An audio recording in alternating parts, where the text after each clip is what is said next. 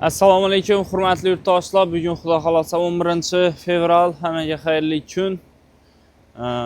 Hammaga yaxshi kayfiyat kun davomida xudo xolasa sizlarga Onyx 6-pozitsiya full pozitsiyasidan geldi. Salonda adashmasam 200 milyondan ziyod turadi. 6-pozitsiya gum svet, chiroyli svet, chang'am bilinmaydigan svetidan 16.000 kilometr yurgan Rodnoy kraskada toza mashinali. Kamchilik yo'q içerisinde.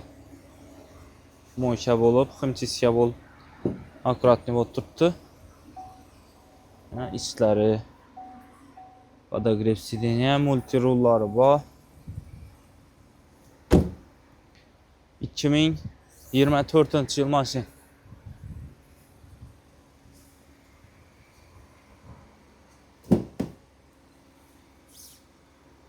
İçlari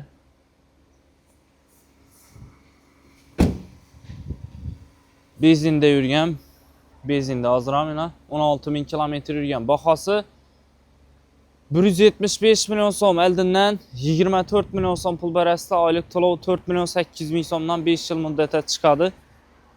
Ko'rib olaverasizlar xudo xolasa.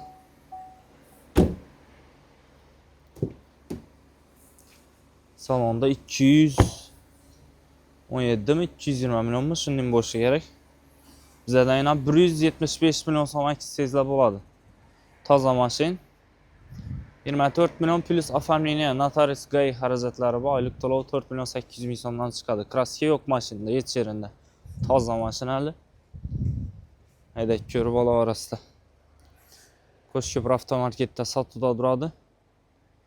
Vibur ko'p, gelishtirib qaytib beraveramiz xudo xolasa. Like basıp, podpiska basıp, kuzatib boraverasizlar. Bugun havo sovuq. Randamina mashinlarimiz bor. Kelaverasizlar.